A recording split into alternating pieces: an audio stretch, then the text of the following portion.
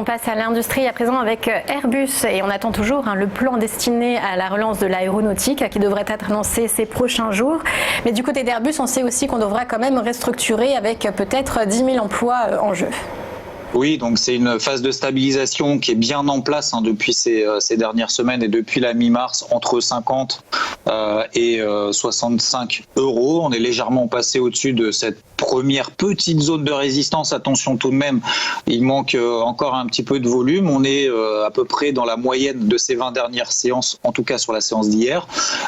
Donc à très court terme, on voit d'un point de vue technique le retournement de ce qu'on appelle les moyennes mobiles à 50 et à 20 séances. Donc on voit qu'effectivement on a une reprise de la dynamique haussière, là encore comme pour Unibail, à très court terme pour le moment.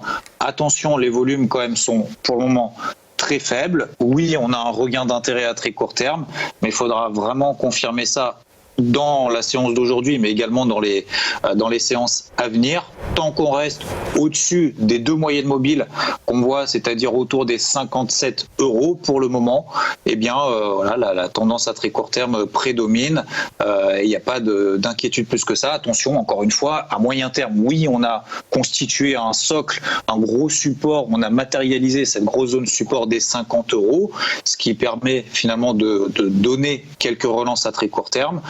Pour le moment, oui, c'est positif. Il y aura encore cette grosse zone de résistance sur les 75 euros à franchir pour Airbus et probablement on ne le fera pas d'ici ces prochains jours, mais pourquoi pas d'ici quelques semaines.